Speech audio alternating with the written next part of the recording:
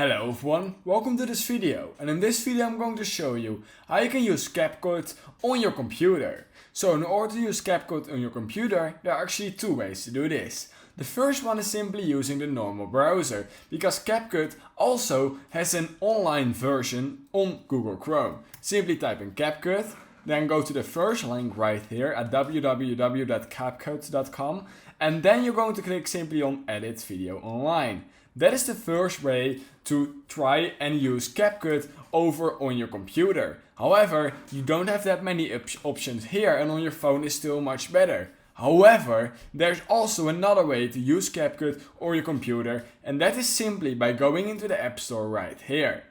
Then what we're going to do is we're going to search for, you guessed it, CapCut. Because CapCut now also has an editor for on the App Store, for on your computer from the App Store. Simply click here on download, or in my case, I'll just click on the cloud icon because I've already installed it once. Simply click on install. This is going to take a little bit of time, and make sure you have at least about 1 GB of free space on your computer in order to install this. So now I will get back to you guys once this is installed. Alright, so after about 2 minutes it's now installed, and all you need to do now is click on open. Now it's going to open, and this will take about 5 to 10 seconds, so of course all really obvious. So just wait till it's showing up right here until the application actually opens. I will get back to you guys once it opens. Shouldn't take longer than a few seconds. Oh, we're already here.